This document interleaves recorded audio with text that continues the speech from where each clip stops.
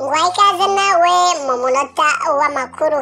Tujye guhera kuri iyi nkuru ivuga ko Minisiteri y'Ubucuruzi n'Inganda Minicom itangaza ko abacuruzi baretse kwinjiza umuceri mu gihugu utujuje ubuziranenge ukaza gufatwa bafite amahitamo abiri gusa. Ayo mahitamo Minicom ivuga ko ari ukuwusubiza aho bawuranguye cyangwa kugurisha ku bagura ibiryo by'amatungo kuko udashobora kuribwa n'abantu. Byatangajwe na Minisitiri w'Ubucuruzi n'Inganda Dr Ngabitsinze Jean Chrysostome ubwo yagiranaga ikiganiro na RBA ku mugoroba wo kuri uyu wa kane.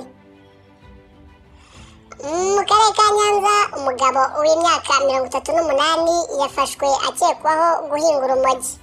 Ni umugabo utuye mu mudugudu wa Muramba, akagari ka Murinja mu murenge wa Kigoma ho mu karere ka Nyanza. Uyu mugabo w'imyaka 38 yatawe muri yombi n'inzego z'ubugenzacyaha, akaba afungiye kuri RIB sitasiyo ya Kibirizi nyuma y'amakuru yatanzwe n'abaturage. Bikekwa ko yahinze urumogi mu murima w'amasaka no mu gice cy'igikari cy'urugo rwe.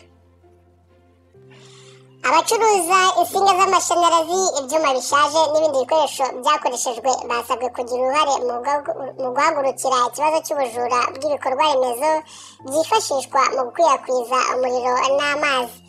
Babisabwe kuri wa kane tariki 20 Werurwe mwaka wa 2024 mu nama yabereye mu cyumba cy'inama cy'akarere ka Gasabo yahuje abahagarariye Minisiteri y'Ubucuruzi n'Inganda, Minisiteri y'Ibikorwa Remezo, Ikigo cy'Igihugu gishinzwe ingufu REG, Ikigo cy'Igihugu gishinzwe gukwirakwiza amazi, isuku n'isukura WASAC, Ikigo cy'Igihugu gishinzwe iterambere ry'ubwikorezi RTDA ndetse n'ikigo cy'itumanaho cya MTN Rwanda.